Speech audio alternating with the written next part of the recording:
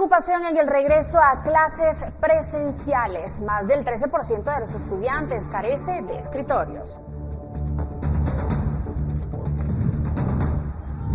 La Corte de Constitucionalidad confirma candidaturas de Suri Ríos y Sandra Torres y confirma la denegatoria de A. Jordán Rodas y Roberto Arzú.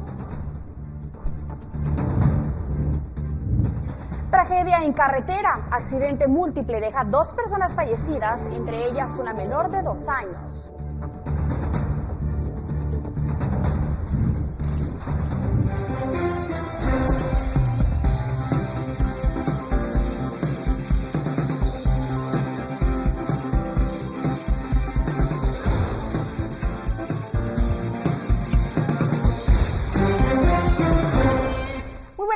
Bienvenidos a la emisión comunitaria de Noticiero Guatevisión. Con mucho gusto les saluda Pamela Valdés. Hoy jueves, mucha información que compartir con usted, así que sin más preámbulo iniciamos con la información.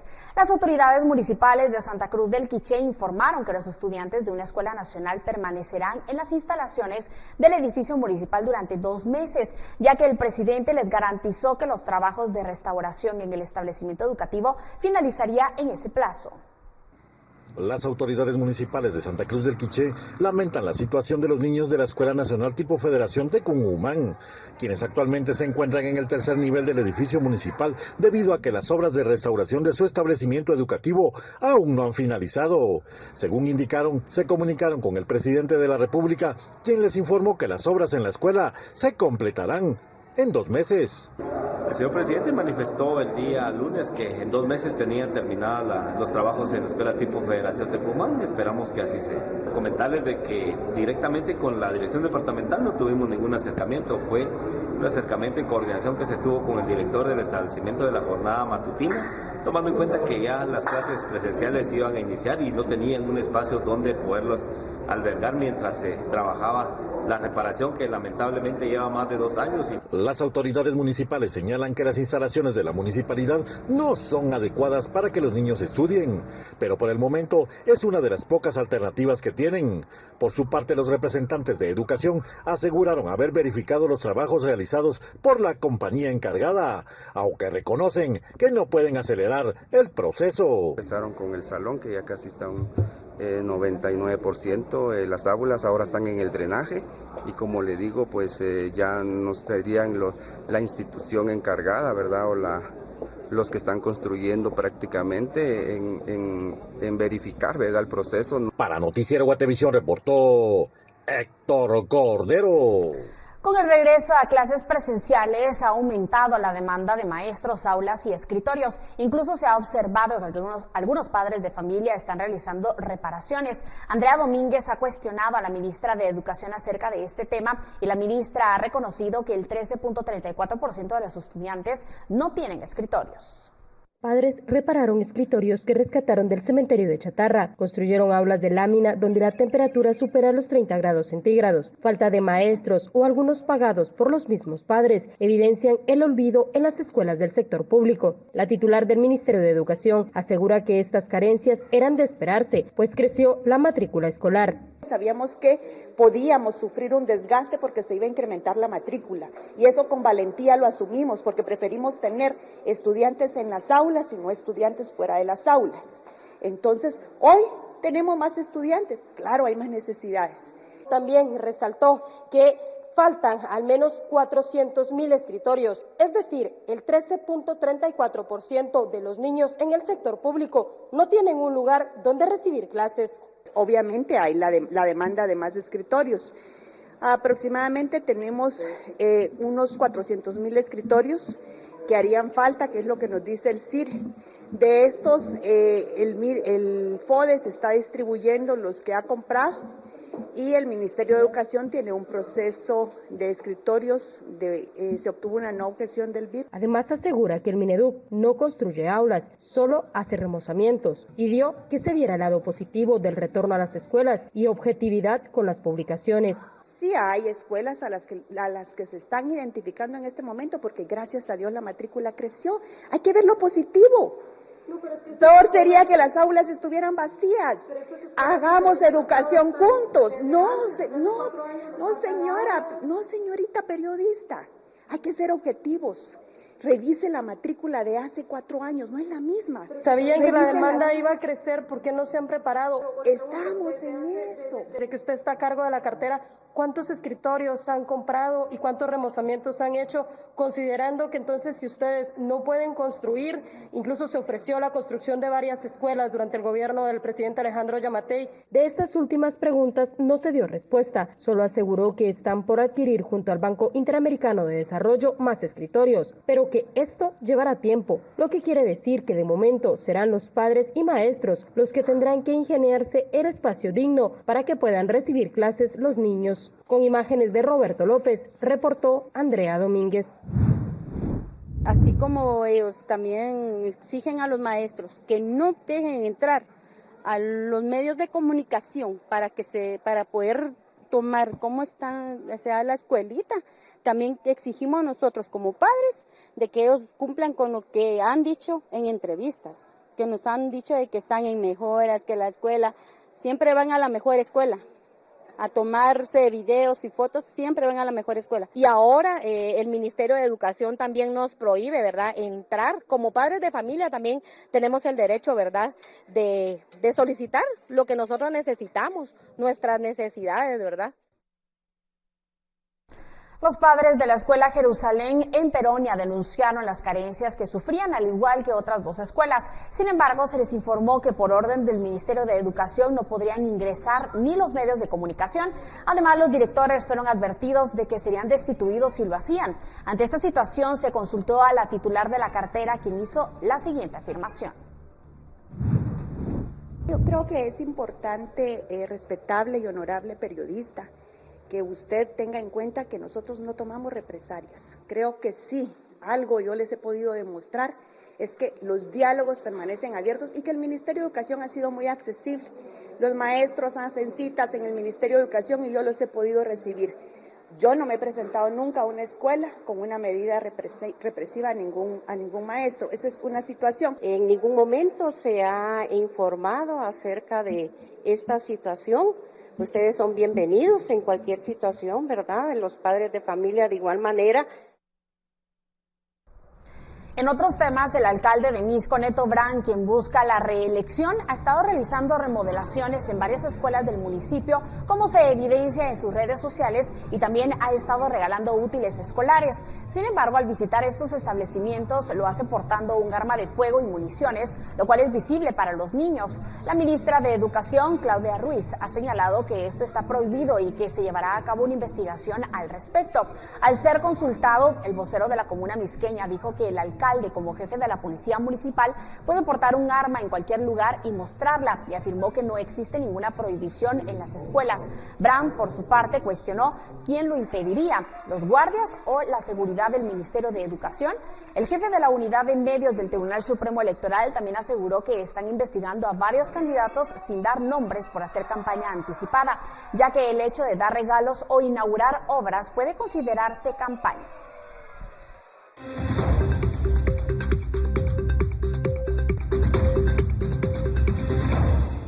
Vamos ahora a información internacional. El presidente de Colombia, Gustavo Petro, calificó como campo de concentración para jóvenes a la megacárcel inaugurada recientemente en El Salvador por su homólogo Nayib Bukele, quien defendió los resultados de su política de mano dura contra el crimen.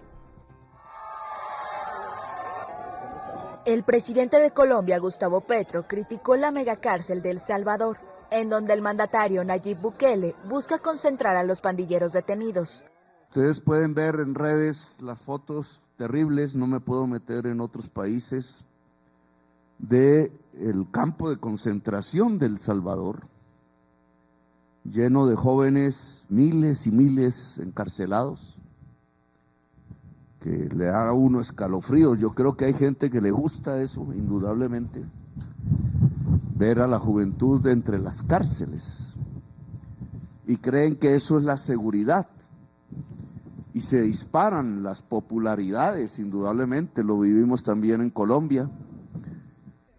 Un sondeo de la firma SIG Gallup reveló en febrero que el 90% de los salvadoreños evalúa bien o muy bien la gestión de su presidente.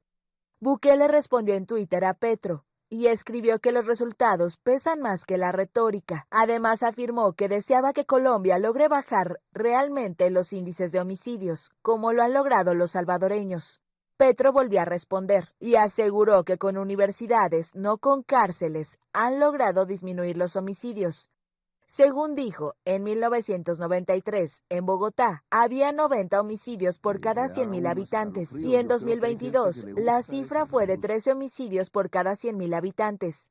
El presidente de El Salvador se siente orgulloso porque redujo la tasa de homicidios a partir, dice él, de un sometimiento de las bandas que hoy andan en esas cárceles, en mi opinión, dantescas. Pues nosotros logramos lo mismo. Claro, la prensa no nos lo va a reconocer en mucho.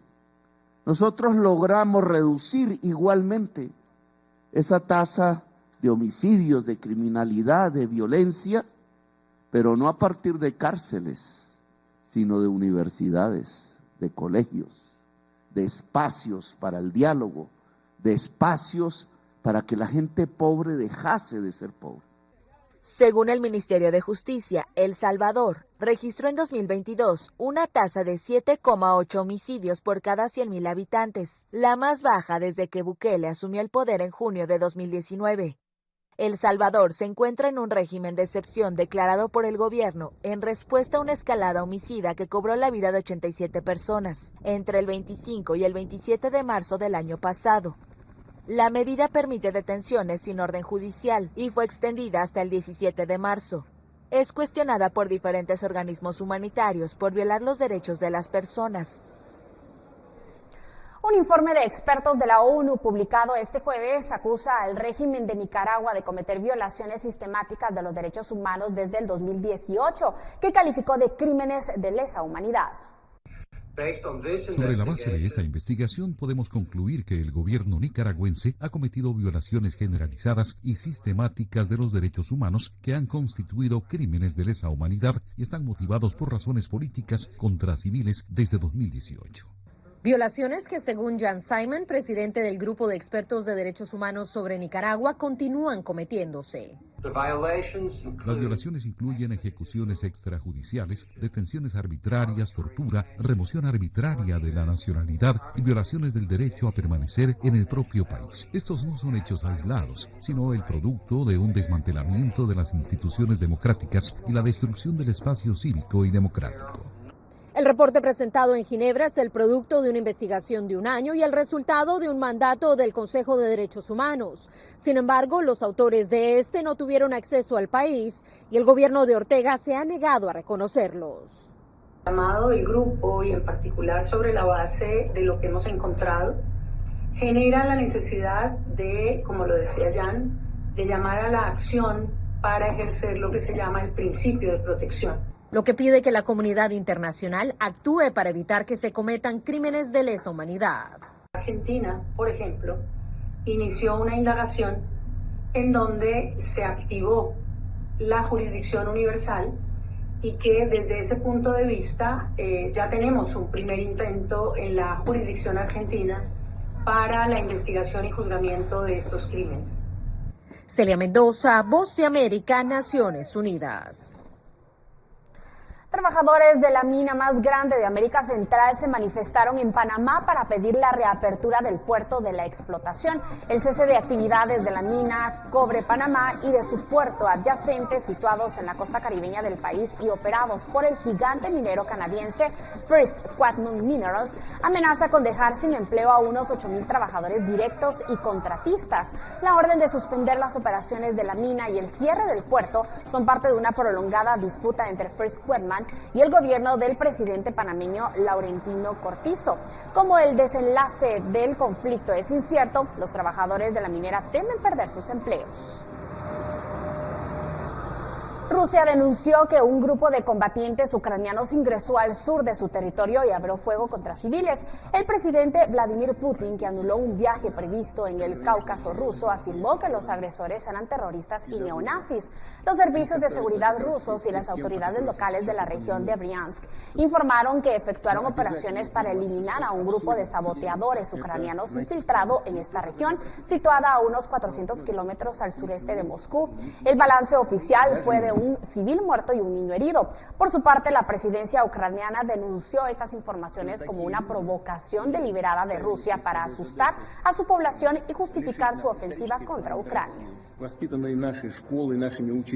Poner fin a la guerra. Ese fue el pedido del jefe de la diplomacia de Estados Unidos, Antony Blinken, a su homólogo ruso, Sergei Lavrov, durante un breve encuentro al margen de la cumbre del G20. La portavoz de la diplomacia rusa, María Zaharova, intentó minimizar el primer encuentro cara a cara entre los dos responsables desde el inicio de la invasión. La cumbre de los ministros de Relaciones Exteriores de las 20 mayores economías mundiales terminó sin una declaración conjunta por las objeciones de Rusia y China. Ambos países fueron los únicos miembros del grupo que no estuvieron de acuerdo con la declaración que exige la retirada completa e incondicional de Moscú del territorio de Ucrania. Según Lavrov, uno de los diferendos surgió cuando Rusia insistió en la investigación del sabotaje del gasoducto Nord Stream el año pasado, un tema por la que las potencias occidentales y Moscú se echan la culpa mutuamente. Un enorme incendio se desató en el centro de Hong Kong. Se trata de un rascacielos en construcción ubicado en el barrio de Kowloon, uno de los principales distritos comerciales de la ciudad. Hasta el momento las autoridades han informado de 2 heridos que fueron trasladados a un hospital de la localidad. De momento las autoridades no han dado cuenta de alguna víctima fatal. Las imágenes difundidas en redes sociales muestran cómo las llamas se extendieron por los pisos y se apoderaron del edificio. El cuerpo de bomberos trató de extinguirlas y contener la situación que por un momento amenazó con extenderse al hotel de 5 estrellas Sheraton.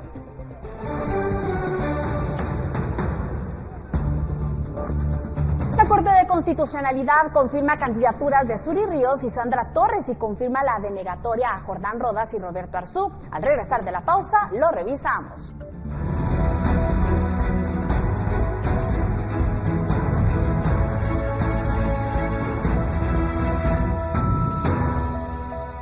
Ya estamos de regreso y vamos ahora a tema electoral. Este jueves la Corte de Constitucionalidad confirmó la inscripción como candidata a la presidencia a Zury Ríos, así como al binomio de la UNE, conformado por Sandra Torres y Romeo Guerra. También ratificó la negativa de la inscripción de Jordán Rodas y Roberto Arzú. Y para resolver algunas dudas a nuestra audiencia es Henry Montenegro con todas las impresiones desde la sala de redacción. Henry, muy buenas tardes, adelante. Pamela, muy buenas tardes, qué gusto saludarte. Bueno, quiero contarte, vamos a iniciar hablando de algunos de los casos con los cuales se rechazaron las inscripciones, hablando específicamente de Roberto Arzú, a quien este día se ha confirmado la revocatoria de su inscripción por campaña anticipada, que en su momento había resuelto el Pleno de Magistrados del Tribunal Supremo Electoral, y que de esa cuenta lo que se ha establecido este día por parte de la Alta Corte es que se ha rechazado una apelación que habían presentado el Partido Podemos y otra más por el candidato a la vicepresidencia David Pineda, con la que buscaba revertir la decisión de la Corte Suprema de Justicia. Sin embargo, actualmente aún existe un amparo que está en trámite en la Corte Suprema de Justicia, el cual aún debe de resolverse, tomando en cuenta que este fue presentado por el Partido Podemos. Henry, tomando en cuenta que falta menos de un mes para que finalicen las inscripciones, pero bueno, antes queremos compartir con toda nuestra audiencia y contigo la conferencia de prensa de parte de Roberto Arzú. El momento en el que la Corte debe de evaluar a profundidad y a detalle cada uno de los elementos que se le ponen y se le pide que examine. Entonces, no hay para dónde. Nos preocupa de alguna manera la vida de los magistrados del Tribunal Supremo Electoral, porque creemos que se van a morir de la vergüenza cuando la Corte de Constitucionalidad o la Corte Suprema les diga cómo es que resolvieron de una manera tan absurda, una aberración jurídica. Entonces, en ese sentido, también hacemos un llamado a todos los ciudadanos para que estén atentos, porque un fraude electoral no se comete únicamente en el conteo de votos, sino se va gestando poco a poco con la exclusión de candidatos que puedan ser incómodos. En el caso de este binomio y de nuestra agrupación política, el Partido Podemos, pues estamos agotando las instancias legales correspondientes. Estamos confiando en el derecho y en la justicia.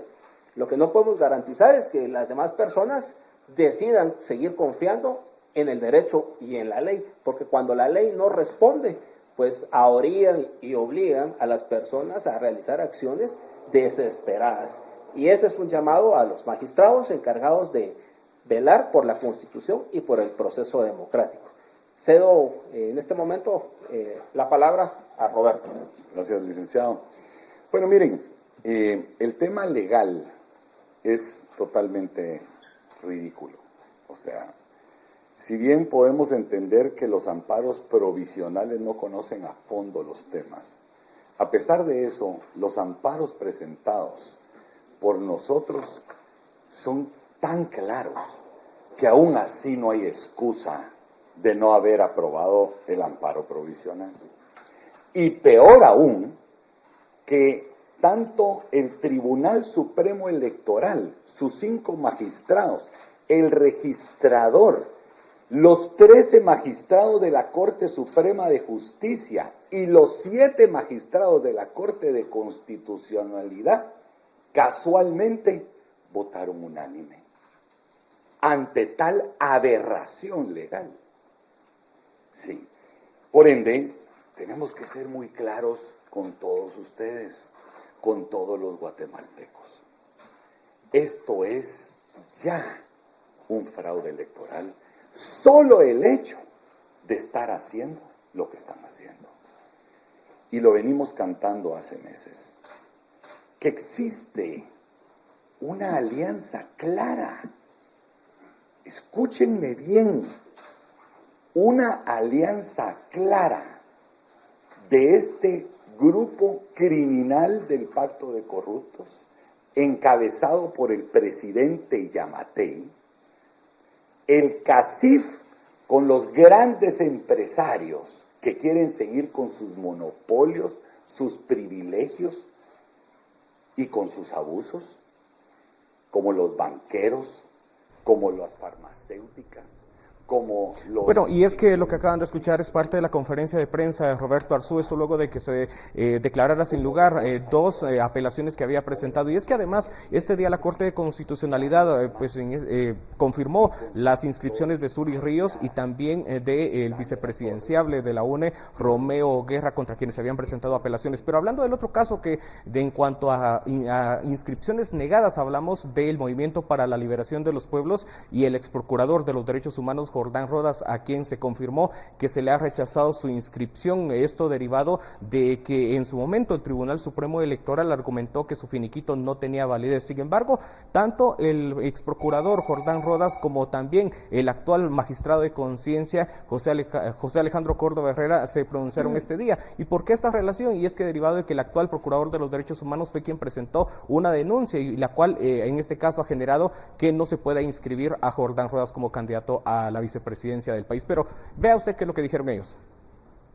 Lo analizamos y se tomó la decisión más correcta, pues, para evitar que posteriormente yo tenga el conflicto de una omisión de una denuncia por conocer un hecho delictivo y no haberlo hecho en conocimiento de un órgano jurisdiccional, pues se puso esa denuncia, ¿verdad? Mayor situación, pues no sería competencia de nosotros. ¿Por qué Dina Ochoa, la magistrada de la Corte Constitucional, tuvo que inhibirse? ¿Por qué no es imparcial? Porque resulta que el actual procurador de los derechos humanos, mi sucesor Alejandro Córdoba, quien presentó una denuncia que no ha sido capaz de responder, decir qué es de lo que está denunciando finalmente, pues resulta que Alejandro Córdoba nombró como director de tecnología de la institución del procurador los derechos humanos al hijo de la magistrada Dina Ochoa. Henry, tomando en cuenta que falta menos de un mes para que finalicen las inscripciones para candidatos, ¿qué ha dicho el partido? ¿Postularán otro candidato a la vicepresidencia y si aún hay tiempo para que el partido pueda hacer este proceso? Pamela, muy buena pregunta. Bueno, quiero contarte que hemos hecho las consultas a la agrupación política, incluso esta tarde conversando con Telma Cabrera, quien en este caso buscaba postularse como candidata a la presidencia por este partido, ha señalado, ha hecho algunas argumentaciones principalmente en cuanto a que no buscarían el promover a otra persona que no sea Jordán Rodas, ya que a su criterio esto de alguna forma sería ceder al sistema. En cuanto a si da tiempo o no el llevar a cabo una nueva asamblea de proclamación, según lo que establece el Tribunal Supremo Electoral, es que la agrupación política debe solicitar un permiso al Departamento de Organizaciones Políticas para determinar cuánto es la disponibilidad que tienen los delegados a nivel departamental para que acudan a la asamblea. Sin embargo, en este caso puede ser de un día para el otro, no existe un plazo establecido para hacerlo. Sin embargo, de momento la posición del partido es de no postular a alguien distinto a Jordán Rodas. Pero escucha a continuación qué es lo que mencionaba esta tarde Telma Cabrera en torno al tema. ¿Se ha contemplado o ya se ha analizado qué va a proceder, digamos, si van a convocar a una nueva asamblea y cambiar de candidato a la vicepresidencia? El problema no es la persona, ni soy yo, ni es Jordán. Eso se ha venido dándose en contra del movimiento de unas y de varias maneras. Entonces nosotros no nos vamos a prestar al juego del sistema para sembrar la división entre nosotros como pueblo. Bueno, y nos queda hablar de las últimas dos resoluciones, específicamente de Suri Ríos, contra quien había accionado, en este caso, el partido Cabal, argumentando de que ella tiene una prohibición constitucional por ser hija de un gobernante quien llegó al poder mediante un golpe de Estado, hablando de Efraín Ríos Montt. Sin embargo, este día la Corte de Constitucionalidad ha declarado sin lugar una apelación que habían presentado en contra de una resolución de la Corte Suprema de Justicia y por lo tanto se confirma su participación. El segundo caso, hablando específicamente del binomio de la UNE, de Sandra Torres y Romeo Guerra. Fue contra este último que el partido Todos había accionado, considerando que según ellos él tiene una prohibición constitucional por haber sido ministro de culto, y ese era el tema que se argumentaba. Sin embargo, también la Corte de Constitucionalidad ha declarado sin lugar un recurso de apelación. Sin embargo, hay temas que llaman la atención, y es que, por ejemplo, ayer el partido Cabal presentaba una solicitud de inhibitoria para que el magistrado Molina Barreto se abstuviera de conocer en este caso la apelación contra Suri Ríos, tomando en cuenta que él fue candidato a la vicepresidencia junto con ella en el 2019, o al menos buscaron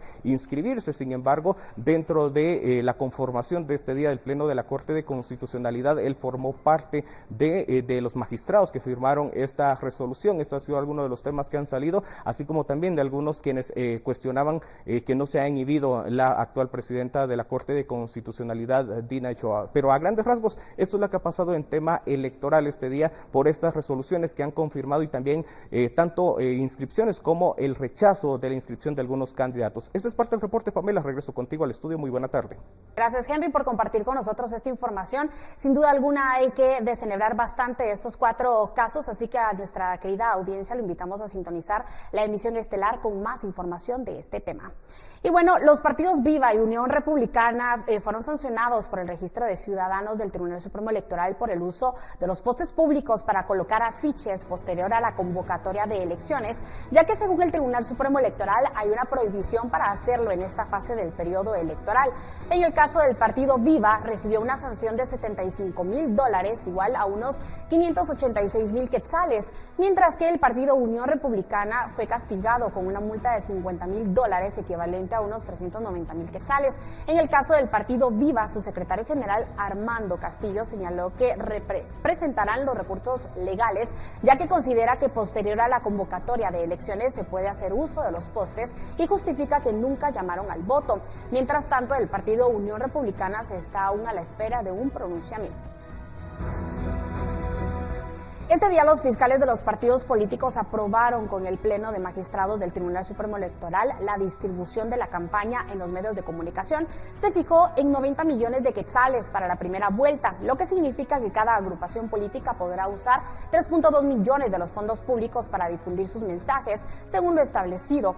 En el presupuesto se asignaron 107 millones para la pauta. Por lo tanto, para la segunda vuelta el monto será de 10 millones para los 2 partidos que avancen.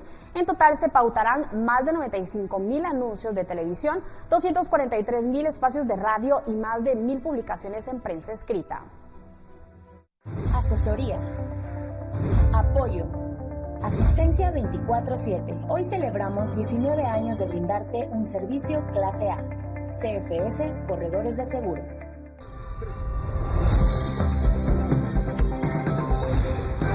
Conocer lo que nuestros televidentes nos han compartido a través de WhatsApp. Recuerde que usted también puede enviarnos sus mensajes o denuncias para Guate Reporta al 4003-3859. Ramiro Chang nos envió información del accidente de tránsito que se registró este jueves en la primera avenida entre Cuarta y Quinta Calle de San Antonio, Suchitepeques. Las imágenes muestran un camión que chocó contra un poste del tendido eléctrico. El mensaje no da cuenta si hubo personas lesionadas. Nuestro televidente Elder Eshbedi Morales nos envió información sobre la falta de suministro de energía eléctrica en Santa Ana Huista, Retaluleu, un problema que está por una semana. En Santa Ana Huista, Huehuetenango, el servicio de energía eléctrica aún no se ha restablecido. Las pérdidas económicas son cuantiosas, casi una semana de estar en esta situación. Todas las personas, aún de hogares sencillos, tienen pérdidas debido a que no puede mantenerse nada refrigerado. Elder Eshbedi Morales, Mérida. En CFS, los 19 años los celebramos de manera distinta. Este año expandimos nuestro servicio clase A de asesoría, apoyo y asistencia. CFS, Corredores de Seguros. Presentó. En otras noticias, el Departamento de Estado de Estados Unidos aseguró que las acciones del Ministerio Público, que ha pedido investigar a periodistas y medios independientes por sus publicaciones en el caso de José Rubén Zamora, socava la democracia. Estados Unidos mostró su preocupación por la decisión del Ministerio Público de solicitar una investigación contra periodistas y columnistas del periódico por obstrucción a la justicia, sumándose así al rechazo y condena expresada por diversas organizaciones, como lo hizo la Sociedad Interamericana de Prensa, la SIP. Estamos profundamente preocupados por los informes de una orden judicial para investigar a 9 periodistas guatemaltecos por obstrucción a la justicia, apuntó el portavoz del Departamento de Estado, Ned Price, en un comunicado este 2 de marzo. Las sociedades pacíficas, prósperas e inclusivas dependen del libre flujo de información e ideas, incluida la libertad de buscar, recibir e impartir información, tanto en línea como fuera de línea, se lee en el comunicado. Criminalizar a los periodistas y a la sociedad civil, añade, socava las normas democráticas y el respeto a la libertad de expresión, al igual que otras instancias de prensa. Price rechazó la criminalización a periodistas. El presidente de la Asociación de Periodistas de Guatemala, Byron Barrera Ortiz, en una entrevista a la red, dio detalles de la reunión que sostuvieron el pasado miércoles con la fiscal general y jefa del Ministerio Público, María Consuelo Porras. Según Barrera, el MP les afirmó que no tiene una política de persecución contra la prensa. Planteamos que la ley de emisión del pensamiento es muy clara en cuanto a los periodistas e incluso a las personas que cometan algún tipo de delito o falta contra la moral o la vida privada, pues que esas personas que se sientan agraviadas por la difusión de mensajes de esta naturaleza a través de comunicación pueden recurrir a procedimientos de la ley de emisión del pensamiento, que son los tribunales de imprenta. El presidente de la APG también dijo que la fiscal Monterroso les aseguró que se siente presionada y acosada mediáticamente. Eso lo dice ella, la fiscal Cintia Monterroso. Ella se siente con mucha presión por las cuestiones de prensa y entonces tiene razón, pero esto es normal, pues es parte de un juego democrático, es parte de... Las ideas tienen que circular libremente y los funcionarios públicos también están sujetos a esta situación, pues, ¿verdad? Pero para eso existen procedimientos legales, están los tribunales de imprenta. Si hay injurias, si hay calumnias, si hay difamación, si hay faltas al honor, a la imagen, a la honra de las personas, están los tribunales de imprenta. Así lo establece la ley de emisión del pensamiento y aunque no nos guste, existe esa ley y mientras la ley esta exista, pues hay que aplicarla. Reportó para Noticiero Guatevisión Sandy Pineda y Andrea Domínguez. El tribunal absolvió a Rudy Amílcar López Pablo, manifestante acusado de causar daños al monumento de José María Reina Barrios, ubicado en la avenida La Reforma, zona 10. El 21 de octubre de 2021, en el Día de la Hispanidad, un grupo de manifestantes dañó el monumento a José María Reina Barrios. Incluso jugaron con la cabeza de la estatua, pero por esos hechos se capturó a Rudy Amílcar López Pablo. Se le ligó a proceso judicial y luego enfrentó un debate, el cual hoy tuvo su final. López Pablo quedó libre de cargos. Absuelve al procesado Rudy Amílcar López Pablo de la comisión del delito de depredación de bienes culturales.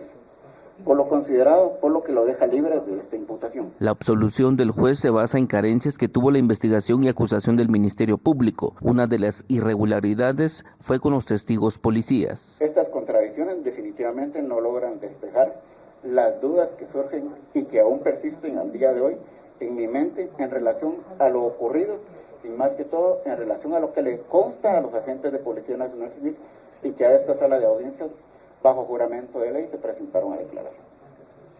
Es evidente que lo único que ellos pudieron observar de estos hechos fueron los videos y las fotografías que circularon en los medios de comunicación. El Ministerio Público presentó documentos alterados que le otorgó el Ministerio de Cultura. Pero me llama la atención el hecho que la ficha consta de 3 fichas. O sea, no es una ficha, son 3 fichas, con la misma información. En alguna de estas alterada incluso. Alterada, y lo digo ¿por qué? Pues porque están llenadas de máquina mecánica. Sin embargo, existe una anotación en donde le consignan un nuevo código, que es el que se incluye dentro de la acusación. Hecho a mano, es lo único que tiene a mano dicho documento. El juez concluyó que el Ministerio Público trató de adecuar las pruebas, coartadas y declaraciones para acusar a López Pablo. Por eso mismo se investigará a los policías que fueron testigos. Certifíquese lo conducente en contra de los agentes policiales Juan Carlos Cruz Hernández, Cleidy Marlene López Gómez y Benedicto Efraín Chupco. A efecto del Ministerio Público, inicie la investigación correspondiente con el objeto de establecer si faltaron a la verdad durante la declaración testimonial que brindaron en el desarrollo del debate. López Pablo, satisfecho con la absolución, dio abrazos y sonrió.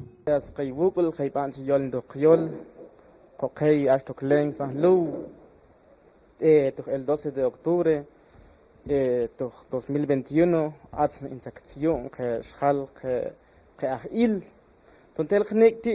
más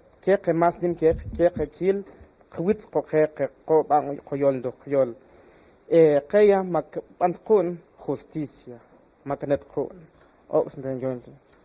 El juez ordenó continuar la investigación por el daño al monumento de José María Reina Barrios. Con imágenes de Esvin García, reportó Edwin Pitán. En otros temas, en peligro se encuentra la salud de escuintlecos, esto porque se está vendiendo en depósitos y tiendas de barrios cloro falsificado que es producido en fábricas clandestinas. Esto fue evidenciado luego de desarrollarse 4 allanamientos donde fueron decomisados 14 fardos de este producto falsificado. Autoridades están en alerta ya que este producto es utilizado para desinfectar alimentos y purificar agua. Al ser producido en fábricas clandestinas, se duda de su inocuidad. A esto se suma el que está siendo empacado con una marca muy conocida que comercializa este producto. Entonces, una adulteración en este químico puede realmente ser dañino para la salud. Pues cuando tenemos denuncias, vamos a hacer esas investigaciones para poder realmente saber qué es lo que está pasando a nivel de estas fábricas y a nivel de estos productos que son vendidos al final en nuestras tiendas de barrio, nuestras tiendas populares. En el decomiso de este día fueron incautados 1.500 populinos falsificados. Se llevan 2 líneas de investigación. La primera de ellas es que se elabora en fábricas clandestinas en Villanueva y en Escuintla. También ingresa de contrabando al país y posteriormente le cambian empaque y se distribuye en las tiendas de barrio, por lo que siguen las investigaciones. Se han incautado 19 fardos, equivalente a 1.500 bolsitas de cloro, los cuales son falsos, por lo que se estarán embalando. Las investigaciones continúan en lo que es el departamento de Escuintla para seguir dando con el producto falsificado. Ante esta situación piden a la población verificar qué productos están comprando para evitar complicaciones de salud. Es importante ver siempre que todos estos productos tengan su registro sanitario, porque ahí es donde nosotros podemos garantizar que pueda ser un producto original y no sea adulterado. Para Guatevisión, Carlos Paredes.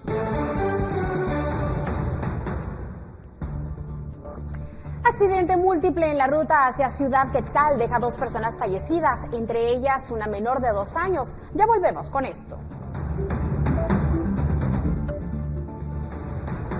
Ya estamos de regreso con más información. Un fuerte accidente de tránsito se registró en la tarde de este martes en el kilómetro 19 de la ruta hacia Ciudad Quetzal, dejando 2 personas fallecidas en el lugar. Según Pablo Morales, gerente municipal de Misco, 6 vehículos se vieron involucrados en el percance vial. Entre las víctimas mortales se encuentra una menor de tan solo 2 años de edad y una mujer de aproximadamente 50 años. Los cuerpos de socorro acudieron al lugar para atender la emergencia y trasladar a los heridos hacia hospitales cercanos. Una pelea entre conductores de vehículos particulares terminó en una balacera en la zona 9 de la capital. Según Amílcar Montejo, intendente de tránsito de la ciudad, la discusión comenzó cuando uno de los conductores no se dio el paso al otro. La pelea se intensificó y uno de los conductores sacó un arma de fuego y disparó varias veces contra el otro automóvil, que quedó con múltiples agujeros de bala. Afortunadamente no se reportaron personas heridas. El atacante huyó hacia la zona 4 y se inició una persecución que terminó en un choque entre varios vehículos. La Policía Nacional Civil llegó al lugar y detuvo a un conductor en supuesto estado de ebriedad. El conductor del vehículo en el que se hicieron los disparos huyó del lugar y abandonó su automóvil. Se registró un accidente vial en el kilómetro 16 de la ruta interamericana en dirección al occidente. Los bomberos fueron alertados ya que una persona se encontraba tendida en la carretera. Al parecer se trataba del ayudante de un autobús del transporte colectivo quien había caído del vehículo. Los vecinos brindaron los primeros auxilios mientras que el incidente provocaba un caos vial en la zona.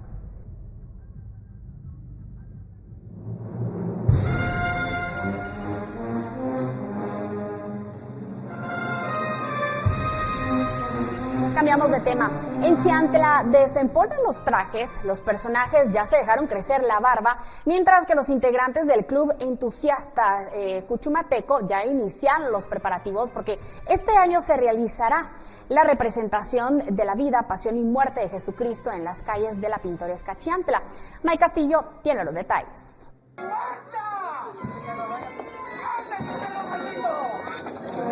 Los integrantes del Club Entusiasta Cuchumateco anunciaron que este año, una vez superada la pandemia, volverán a presentar en vivo la obra La vida, pasión y muerte de Jesucristo, basada en el texto del mártir del Gólgota y pasajes bíblicos.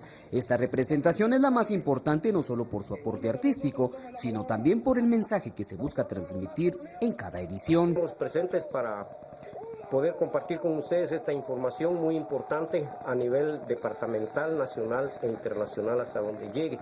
Porque hace 3 años de que ya no presentábamos la obra Vida, Pasión y Muerte de nuestro Señor Jesucristo. En esta oportunidad y después de haberlo platicado detenidamente, llegamos a la conclusión que este año sí se va a llevar a cabo la presentación de la obra acá en la vía de Chiantla. Para los miembros del SEC, esta representación es una manera de llevar a escena una obra que busca provocar reflexión en los espectadores mediante una representación artística. La dirección escénica está trabajando ya en lo que corresponde a la preparación de cada uno de los personajes en las distintas escenas que se desarrollan y que en conjunto forman esta obra de teatro al aire libre, Vida, Pasión y Muerte de nuestro Señor Jesucristo, que ha sido un elemento básico principalmente para la época de Cuaresma y de Semana Santa. En Chiantla la obra se presenta desde el miércoles santo hasta el viernes santo, concluyendo con la crucifixión en la plaza principal, que cuenta con 2 escenarios y calles ambientadas para dar mayor realce al evento, comparable al que se realiza en la Ciudad de México. Desde Huehuetenango reporta May Castillo, Noticiero Guatevisión. Dios mío, mío, mío, mío, mío.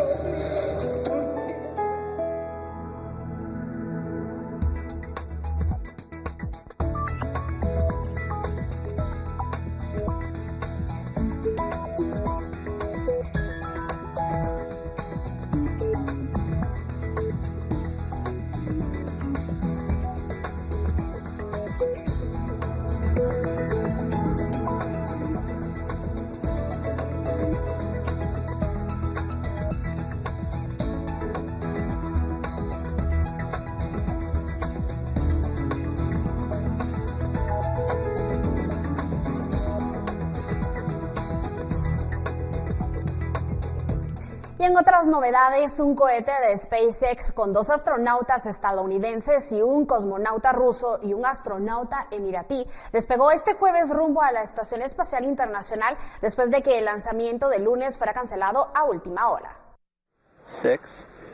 Despegue exitoso. Un cohete de SpaceX con 2 astronautas estadounidenses, un emiratí y un cosmonauta ruso salió el jueves rumbo a la Estación Espacial Internacional. El lanzamiento desde el Centro Espacial Kennedy en Florida, al sureste de Estados Unidos, se había anulado el lunes a última hora a raíz de un problema de los sistemas en tierra. La NASA explicó el miércoles que el problema afectaba el suministro de líquido utilizado para encender los motores y que había sido causado por un filtro obstruido que ya había sido reemplazado. El despegue se produjo poco después de la medianoche local y se espera que los astronautas lleguen algo más de 24 horas después al laboratorio orbital, donde permanecerán unos 6 meses. Sultan al-Neyadi, de 41 años, se convertirá en el 4º astronauta de un país árabe en la historia y el primero de su país en pasar 6 meses en el espacio. La misión también incluye al cosmonauta ruso Andrei Fedyayev, justo cuando las tensiones entre Washington y Moscú están en su punto más alto, un año después de la invasión rusa de Ucrania. Se trata del segundo ruso en volar al laboratorio en una nave de SpaceX, aunque astronautas estadounidenses viajan regularmente en naves rusas Soyuz. Ya estaba previsto antes de la ofensiva de Moscú que los rusos viajaran con SpaceX y los estadounidenses con Soyuz, un programa de intercambio que se mantuvo. La Estación Espacial Internacional constituye uno de los últimos campos de cooperación entre ambos países. También al final de la emisión comunitaria de Noticiero Guatevisión, gracias por habernos acompañado. Nos despedimos con esta nota curiosa.